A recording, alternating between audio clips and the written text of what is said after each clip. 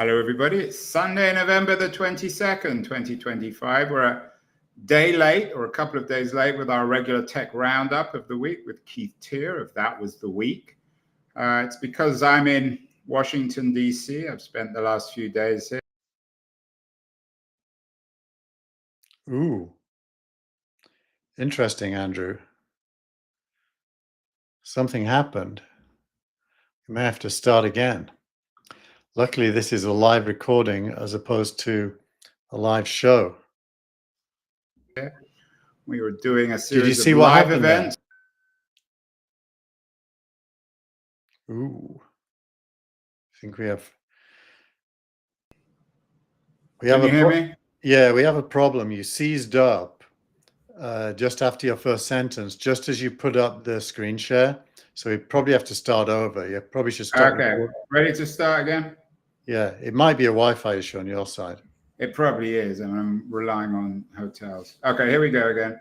Okay. Hello, everybody. It is Sunday, November the 22nd, 2025. A couple of days late with our regular tech roundup with my friend Keith Tier of That Was the Week. I've been in DC, which explains why we're late, doing a series of events around my other show, How to Fix Democracy. The mood here is rather pessimistic, anti-tech, and of course, everyone's obsessed with a certain Donald Trump, which I find rather boring.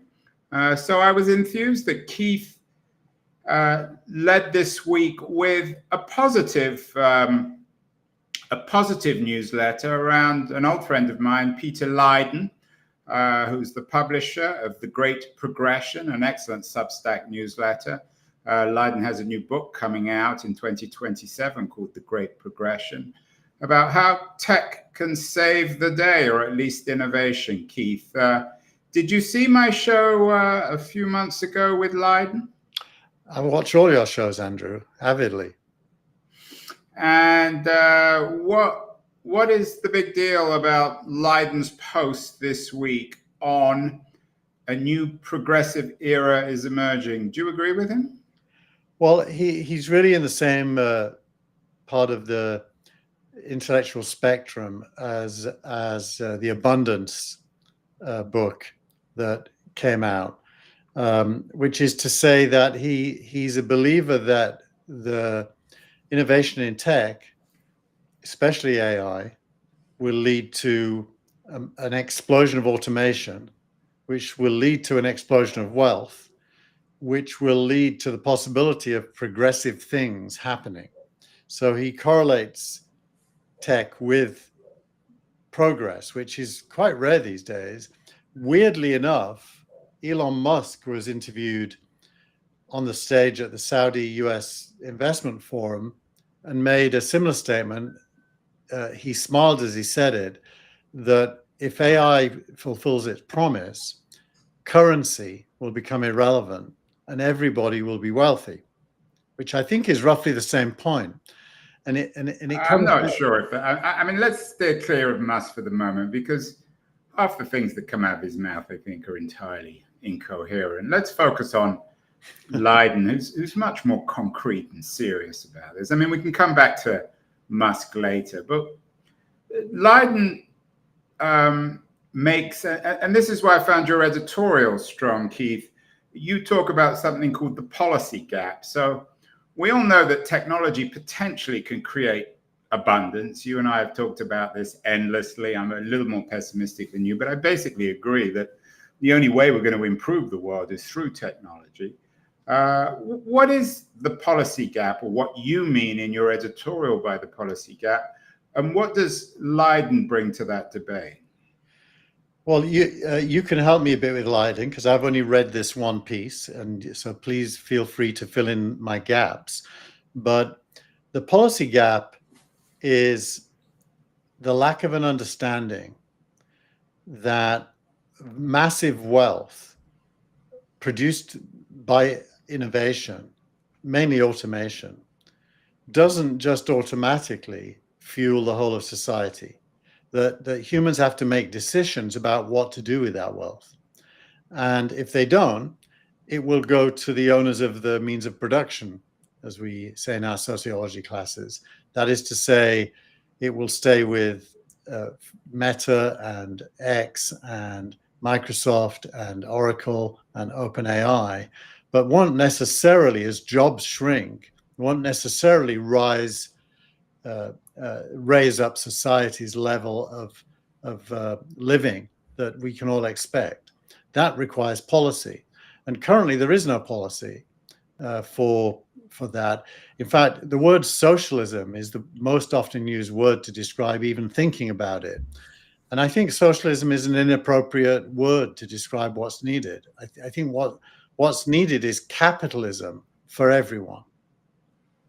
Oh, that's a nice. Maybe we'll have that as the title of our show this week. Maybe you should have that as the title of your newsletter, Keith, as well. What I like about Lydon is he is not just concrete, but historical. He suggests we've been through this before. He talks about the last progressive era, the late 19th century, the trust busters, and all the innovation of the period between 1895 and the 1930s. Do you agree with him? Is history repeating itself, or at least the potential of history, Keith? You know, my view of history is probably a little bit different to his, because I see history in Kondratiev curves is probably a good way to say it. Some people will be familiar with that, but I think a progressive era is always best to be understood in the context of the large trends that are happening in that era. And, you know, the 20th century was mainly about deglobalization, 2 world wars, and the rise of America. And I think in that meta history, it's very hard to talk about progressive, except, you know, you also got the British Health Service, you also got, you know, the New Deal. And yeah, so, but his point is that, and you made this point earlier, that in 1890, for example, you had a tiny group of people owning the railroads and the mines and the printing presses and all the other features of the Industrial Revolution. And 40 years later, that ownership had been relatively democratized. Of course, it doesn't idealize Americans' history. There was still Jim Crow. There was still a great deal of inequality. We didn't have any kind of cornucopia. But something did change in the original progressive era. And it came through politics. It came through people like Teddy Roosevelt. It did, and it was underpinned by the rise of American economics, which we talked about a lot last week or the week before, I can't remember exactly. You know, a rising tide raises all boats is the simplistic way of expressing it. And it's very rare for a tide that's going out to raise any boats. And so today, the big question is this the beginning of a rising tide, or is it not? And if it is, we probably will see progressive era, as he argues, which means that there'll be more wealth produced and therefore more to go around, and likely greater distribution of that to society. Not equality, not fairness. That requires policy, but there'll certainly be a rising tide. As I said, I'm in DC. I'm really struck with the anti-tech tone. I met with some people I went to grad school with, some of whom are quite prominent now in universities. They're complaining about AI, and the old elite at least, are sounding increasingly reactionary when it comes to tech. I know that you've often been making this point, but I was really struck with it this week. Yeah. Well, it's almost personal, isn't it? It's even your comments about Musk earlier tell me that you've got a bit of it as well, because he whatever you think about him, he is a fantastic innovator. Well, no one's doubting that. Yeah, and so I mean, I would acknowledge that. I mean, I want to come to his points later, which sound to me absurd, but maybe you can convince me otherwise. Yeah, but you know, I think that anti-tech is really a throwback. Unfortunately, I actually know my history, so I'm going to refer to things that may not be common knowledge, but it's a throwback to anti-monopolist politics of the Stalin era, where the left became anti-monopolist and state monopoly capitalism became the bogeyman for the left. And this idea that capitalism produces big and big is bad is quite deep. It's, you know, in the intellectual history of the left, and I think we're just seeing the modern form of that. Yeah, but yeah, I mean, I wouldn't disagree with that. Let's get to some of the points then of Leighton's essay, which you really rely on. There's obviously artificial intelligence, which goes without saying, but he talks about a basket of new technologies. He also talks about clean energy technology, climate change, nuclear energy. Do you agree with him? Mostly. I don't. I'm not enough of a scientist to opine on climate change, so I'll avoid that one. It would be only opinion, but all of the others, yes, and especially nuclear fusion, which is clearly super important. But even fission, as they've now, you know, shrunk fission power stations down to something that could power a single city, and made them transportable and buildable at great scale. I think we're probably at the beginning of energy abundance that is both clean and close to free. Well, this is where I don't understand what you mean by free. I mean, I know you're a big Musk lover, not literally, of course. But I actually don't think that if you're critical of Musk makes you critical of technology. I mean, Musk is just one entrepreneur who many people object to for different kinds of reasons. When he talks about everything being free, how can energy be free? I mean, especially speaking in Saudi Arabia, we know that the Chinese are pioneering clean energy, but it's not free. Well, they're investing billions, probably trillions of dollars in energy. Yeah, we probably can't play the clip, but the clip, it's hilarious. What happens is the other two are encouraging him to pontificate on the future. Who are the other two? There's the NVIDIA guy. Left, the minister from Saudi Arabia for innovation, basically. On the right is Jensen from NVIDIA, and they want Elon to say something very futuristic. They're egging him on. So he does. He says, look, if AI and robots can produce food, homes, clothing, pretty much at zero cost eventually, then by definition, money will become irrelevant because you won't need money to buy. Again, wait. But let me just wait. I'm not asking you to believe him. I'm describing to you what he said. Now, of course, the other two were aghast because their nightmare would be that money becomes irrelevant and energy becomes almost, well, in the case of Saudi Arabia, the energy could almost become free, as in zero cost of production for every incremental gigawatt. And the reason he's saying that it was in the context of a discussion about putting nuclear power stations into space, which was a very tangible and practical thing that he thinks he's going to do. Why? Because, and not just nuclear power stations, he made the point that the power of the sun is unlimited in orbit because it doesn't have to go through the Earth's atmosphere. And the ability to put data centers into space, feeding off the sun, is very real and tangible. And it was part of his whole abundance talk. And he was just extrapolating. It's just math. He just was making the point that as the cost of producing things tends towards zero, the price of things, other things being equal, should also tend towards zero. Therefore, money will no longer be an arbiter of scarce goods because goods will not be scarce. So there is a logic. It's not just. Well, but it's again, to me, it's just sort of childish fancy. I mean, how are buildings free? You still need raw materials. And even with energy, I mean, even if you're somehow creating energy off the sun, you still have to pay for the satellites. You still have to pay for the solar panels. You still have to pay for the distribution. So I just don't understand how this stuff is free.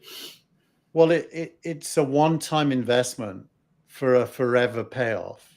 So if you do depreciation analysis on an investment, typically you depreciate an asset over the life of its useful life. He's making the point that the useful life of energy could be infinite, as long as the science can support it.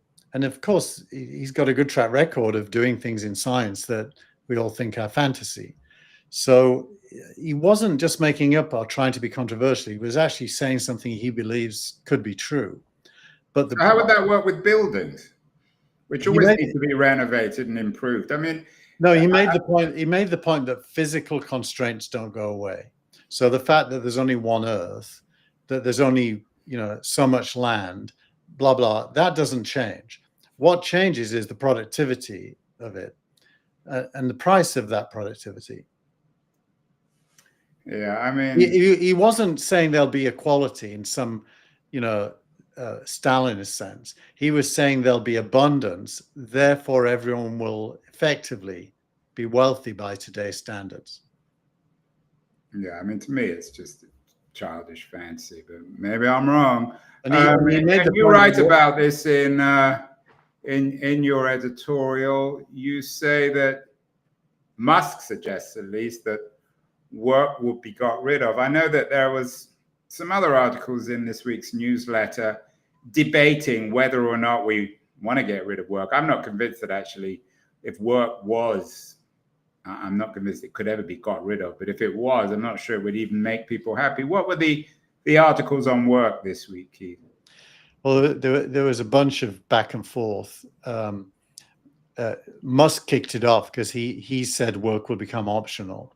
And he characterized work as being similar to a hobby. And he talked about growing plants in your backyard. Even though it's hard, people still do it because they love it. And therefore, people will still do things, but it'll be optional. They won't need to do things to live. David Freiberg and Ro Khanna then had a big debate, also in this context. Ro Khanna, of course, is the Democrat who I think I'm right in saying he voted for the end of the... No, he didn't want to vote for the end of the government shutdown. That's right, last week, shutdown. And David Freiberg is on the All In podcast. They had a similar debate really about technology as progressive versus needing to be regulated.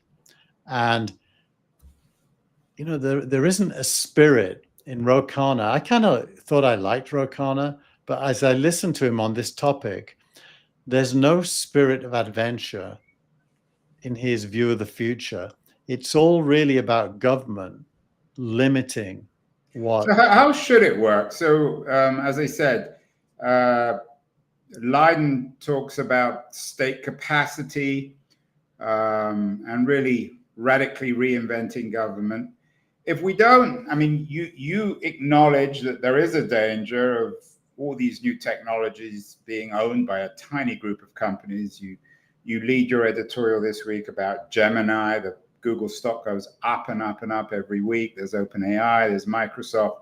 Tiny group of companies dominate not just the tech sector, but the entire American and global economy. What should happen, Keith? Well, firstly, that should continue because the only rational way for humans to produce wealth is through massive efforts, funded massive efforts, and government is the least likely. So this idea of the state having capacity, I disagree with Leiden on. The state is your worst nightmare innovator. It just doesn't have the people or the mindset to innovate. So this idea of state capacity... And I'm quoting Leiden here, said, we need strong state capacity, which means a decisive national government that can execute in an efficient and highly effective way. You disagree with that? Well, I like his phrase, a 21st century government sitting on top of AI that can lead innovation. If he went one step further and said the likelihood of that happening short of a revolution is zero. I mean, the Democrats certainly don't seem to. Okay, so you don't agree with that. So you don't agree that that there should be something called state capacity. You acknowledge that a tiny handful of companies are dominating this economy and monopolizing products and resources. How are these resources going to be shared? If you ask me to answer that, it won't surprise you to know that none of us know the answer, but we all believe it has to happen. Why? I think why should it happen? It hasn't happened yet. It didn't happen in the Web 1 or the Web 2 revolutions. Why should it happen now? Actually, I think it has happened consistently through history, that wealth produced by advances in technique have led to everybody becoming wealthier, always. But that's again, I mean, you're strongly disagreeing with Peter Leiden, who in his analysis... Only on one point, which is, who should we look to? And he doesn't really answer this, by the way. He has phrases without actors. Who should we look to carry out this transformation? People. It isn't I don't want to speak on behalf of Peter, but he's not here, so I can. He makes it clear that what happened I mean, whether he's right or not is debatable, but he does make it very clear in the essay that what happened in the original progressive era was you had a series of what at this time seemed radical political changes to rein in these dominant monopolists. I mean, that's his argument. I think that's a simplification. What also happened is we had these amazing technologists that invented things. We had trade unions, we had political parties. I can't think of very many governments that for more than a very short period of time represented progress. So you're rejecting the whole antitrust, anti-cartel initiatives of the 1890s through the First World War? You're saying they're irrelevant?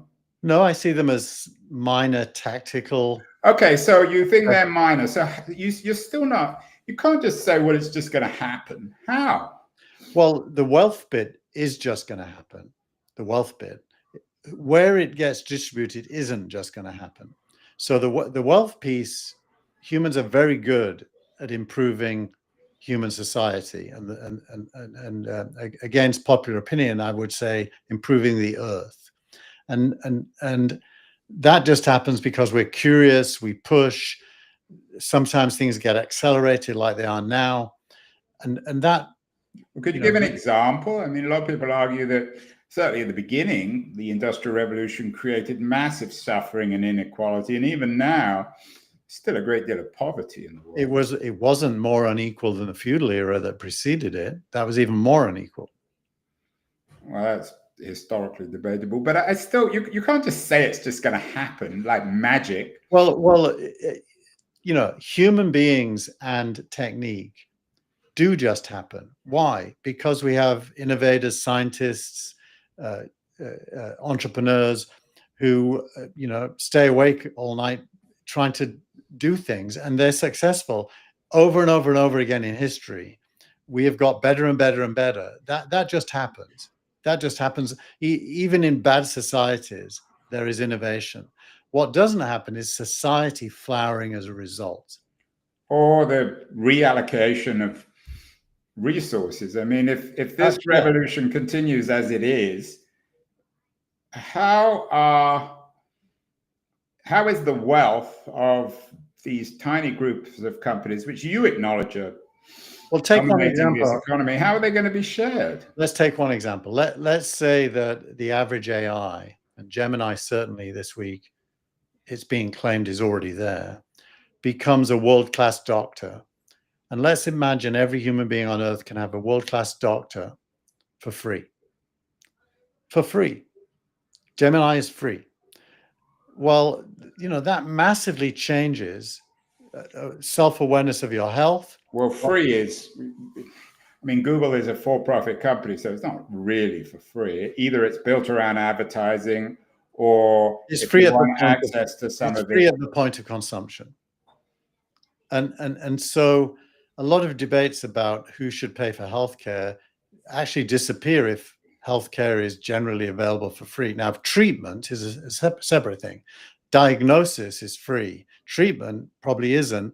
But even that, if you get robotic, the claim is this week that Optimus will be better than the world's best surgeon at any surgery. Now, if that's but who owns Optimus?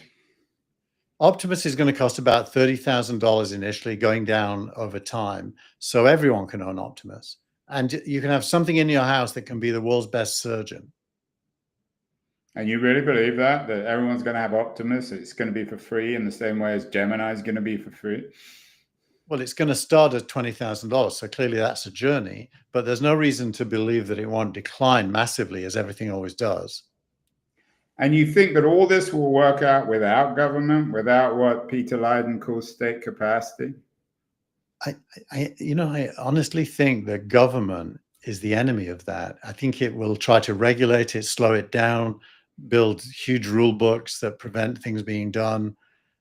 I don't think humans want governments that do that, but governments have evolved into bureaucracies. He makes that point, and he imagines that Who makes that point? Leiden? Well, I mean, Leiden is not a fan of traditional bureaucracies or 19th or even 20th century government. He thinks that AI can reinvent government as well. So he, in a sense, he's not in disagreement with you, but he still has faith in the potential of technology to reform government. You have no faith in that? I think I have an idea myself of what I'd like to see. And then the question of whether what I'd like to see can happen is a totally separate question. But what I'd like to see is the power of direct democracy through technology could be delivered today. We could have an election next year even, where all voting took place through smartphone with identity verification. And the results could be in the minute the polls closed. Although that kind of plebiscitary democracy, some people would at least argue, lends itself to one kind of populism or another. It's not maybe the wisest of things. And certainly if we did have that, I'm guessing that the outcome of the election would not be to your taste. There would be all sorts of restrictions on technology. Well, it would be democratic. Whether I'd like the results, again, separate question. But certainly, if you don't have that, you have to make the argument that the masses can't be trusted. And now, the minute you make the argument that masses can't be trusted, you are by definition preferring an elite, either a leftist elite that is considered worthy because of its intellect, or a populist elite from the right, which is angry and trying to remedy. Yeah, and I think that that's something that Leiden is not shy about. He argues that there is he talks about, I think, an A list or an A class of people on the left and the right who are innovating technology and rethinking this. I mean, I guess someone who comes to mind is somebody like Ezra Klein. So Leiden is not shy of the role of elites in all this. And some people would argue that the nature of the digital revolution has undermined elites. Well, it's obviously it's incredibly, it's at least a-democratic, and I would probably think anti-democratic, to believe in a enlightened elite being the best people to rule. The will of the people still matters, and you go back to Mill, and you go back to the origins of democracy, and there's still something to be said for everybody's opinion counting.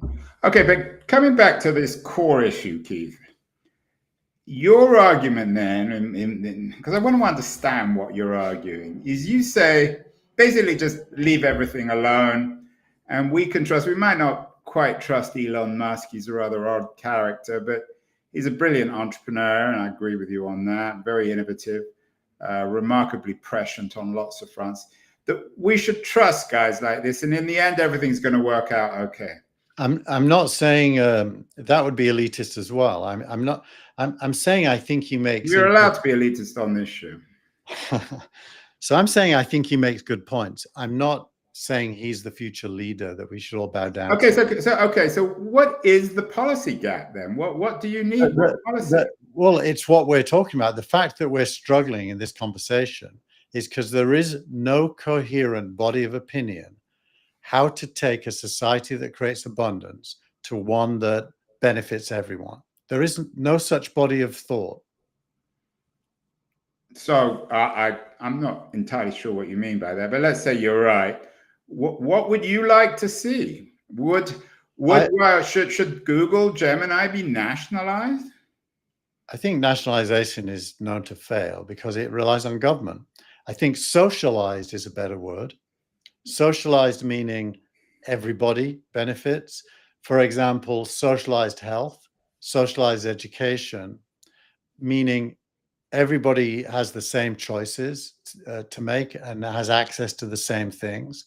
AI is going to do a techno meritocracy. So you're saying if everyone had the same access to Gemini Health or Optimus surgery, that's good enough for you. But it doesn't make people equal because some people are much smarter or more involved with the tech. Well, I don't. You're using the word equal as if it means uniform. I don't think people will be uniform. I think people will have access to an unlimited amount of things and will be able to afford it either because it's free or cheap, increasingly so over time.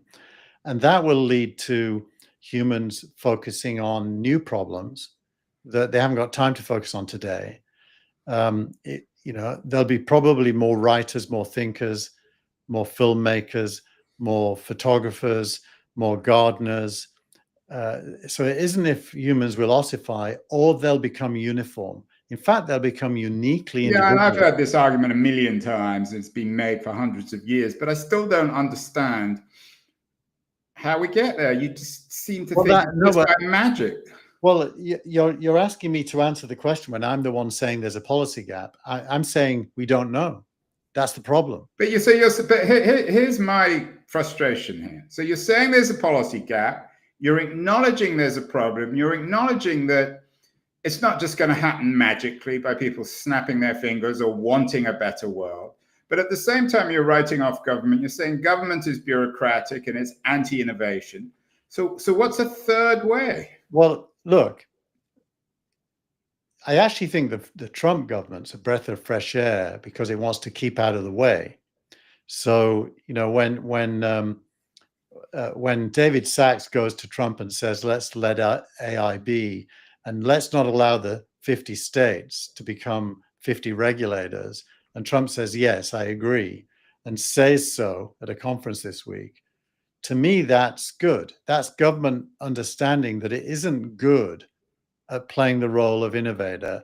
And when it has that regulator instinct, it believes it's acting on behalf of. Yeah, but you're not answering my question. You're saying that surely you're not arguing that what you call the policy gap, the way to fix that is somehow Donald Trump is a pioneer of it by basically just staying out of the market. I'm not saying that.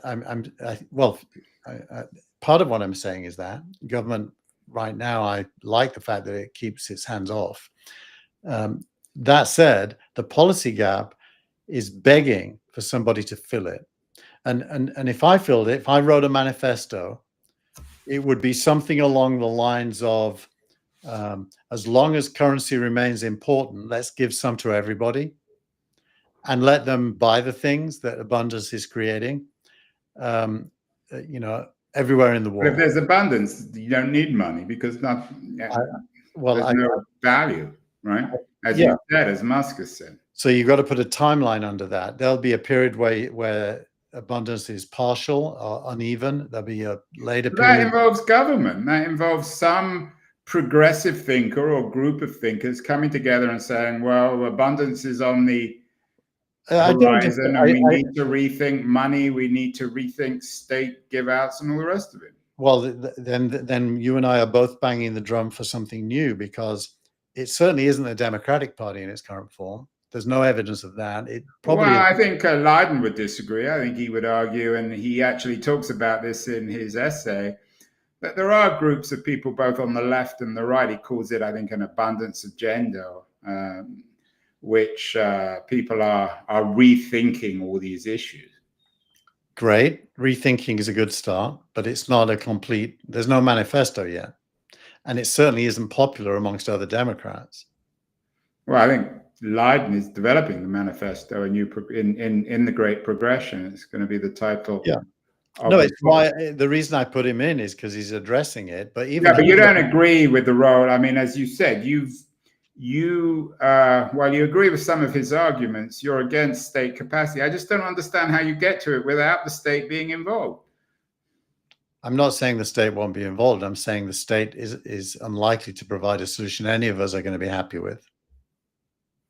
So what other institution exists? Well, look, the state, if you historicize it, means different things at different times. So I'm talking about the state as we know it today. Could Leiden conjure up in his imagination and then bring to life a state which is closer to Marx's idea of withering away because it becomes unnecessary? Possibly. It's no longer a state. Yeah, well, that and you know, withered away state. Marx for sure felt that governments under abundance would wither away and just become bureaucracies serving the needs of the people. That sounds pretty good to me. Yeah, but he was wrong. Well, he's certainly wrong in the 1800s. Why would it happen in the 2020s or 30s when it didn't happen in the 20s and 30s? I suspect you don't mean that question because obviously the missing ingredient is abundance. If you have abundance, obviously all the variables change. So you really believe? Again, I'm mystified. You believe in? I mean, I take your point on AI and a kind of intellectual abundance, a type of intellectual abundance. But that doesn't mean that everything else is abundant. Doesn't mean that we started with this. Maybe we're repeating ourselves. Energy, building materials, food. Why are they abundant? Well, energy only becomes abundant if you can produce it, an unlimited amount of it, close to zero cost, which clearly solar from space is the latest discussion about whether that's possible. But I also think nuclear fusion is showing promise. I don't believe in it yet. So just to be clear. Yeah, it still involves cost, massive investment in nuclear power plants. But I think the right question is, what does a bottoms-up transformation look like, not a top-down transformation? And I think Peter seems to be focused on a top-down transformation. I would want to fill in some blanks on what a bottoms-up transformation looks like. Okay, well, I keep on asking the same question, Keith, because I'm not getting a clear response from you. Do you have any even abstract ideas of what this bottoms-up initiative would look like? Well, I think it starts by people who lose their jobs due to AI requiring society to give them a living standard. But when you say requiring society, that means the state. The state. I mean, someone has to make. Okay, so I take your point. So you have, I don't know, 50% of the population who are unemployed because of AI. They'd have to go to the state, wouldn't they? If the state's prepared to say yes, I think that's very unlikely. I think the state is not going to be the progressive instrument of this change. I think it's going to be people power more than state power. Now, does that create a new state, as Peter Leiden imagines it might? Possibly. And then the state can become an instrument of the people. And if it does, then it can do progressive things. But the state, as we know it today, is unlikely to do that. And what about if the people go to the corporations? If Gemini, for example, is as ubiquitous and dominant as you said in terms of creating abundance, could Google replace the state, or Alphabet, or OpenAI, or Microsoft? I hope not. That would be worse because they're self-serving. The essence of capitalism is organizations have to be selfish in order to succeed. I'm not judging them for that. I think it's part of capitalism. Individuals also have to be selfish, as in, I'm not prepared to be unemployed and in poverty, and out of that comes resolution. But for the resolution to happen, out of that comes resolution. You come up with these phrases, but they don't mean anything. How can you out of that comes resolution? Well, how did the French get rid of the monarchy and the feudal aristocracy? They had a revolution and chopped off the king's head. It came out of bottoms up demand for change. Which most people would argue wasn't a particularly effective or long-lasting solution to whatever the problems were with the French monarchy. Well, at least they don't have kings and lords anymore. So I take your point that there will be some sort of revolution of the 40 or 50% of people who are made unemployed by AI, and then what? Then we'll see. I mean, there has to be leaders. I'm probably not the leader of this. I'm the wrong generation, but there needs to be young leaders who want the amazing ability of humans to produce wealth and abundance, to benefit everybody, and to find vehicles through which that can happen. So I always assumed, Keith, you were an optimist. In a way you are, but in a way you're deeply pessimistic. You're suggesting that the only way we can get to what Peter Leiden calls the great progression is through popular revolution. It doesn't necessarily have to be revolution as understood. Well, you use the example of the French Revolution, which is pretty we're revolutionary. We're in different times now.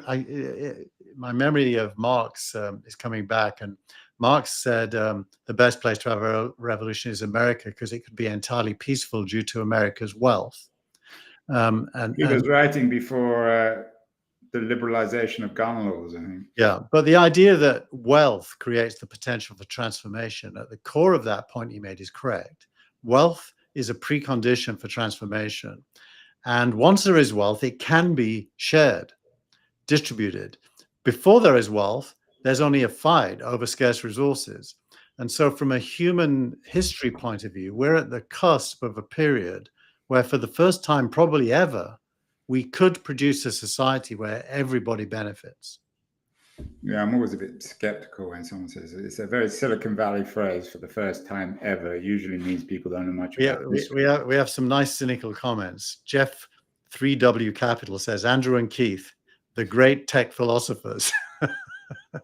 So he doesn't agree with either of us, but yeah, well, maybe we can come back to this. I mean, I'm encouraged with your optimism, or sort of strange optimism, but I think you got to make it a little more concrete. Give it a bit more thought, Keith. Maybe we can rethink this or re-examine it in future episodes. I don't agree. I mean, you're on the one hand, you're definitely in the Leiden camp. On the other hand, you disagree on the policy gap. You don't believe in what he calls state capacity, which is fair enough, but you've got to come up with something concrete alternative rather than just the violent revolution of 40 or 50% of the people. Which not violent, but let's call it transformation. But what does that mean? I mean, when people in Silicon Valley, all your wealthy friends, they're not just going to give all their wealth up. Well, the reason I put Musk in this week is because he was implying he would. And by the way, Altman also implies he would with his WorldCoin project. So I don't think you should dismiss the idea that some of these technologies can see beyond their own pocket.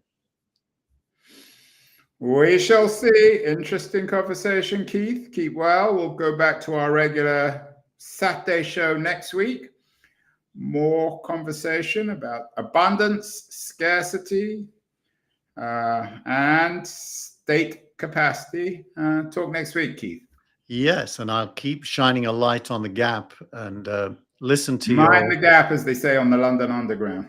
And listen to your request for me to fill the gap with some actual concrete ideas.